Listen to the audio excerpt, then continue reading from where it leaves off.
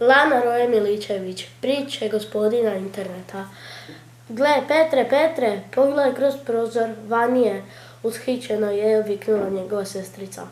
Otkači Sara, vidiš da igram, prekinio je Petar.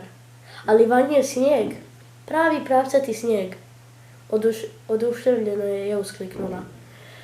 A daj, stvarno? Ipak je usmjerio pogled prema prozoru. Bum, bum, bum, začulo se u tom času iz ekrana. Izgubio je život u video igri zbog trenutka nepažnje.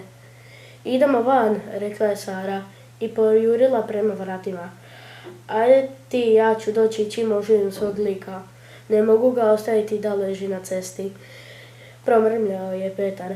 Nakon nekoliko sati, kad je već pala noć, Sarin ga je glas opet prenuo u virtualnog svijeta videoigre. Pa gdje si ti? Zašto nisi došao? Pitala je Petar.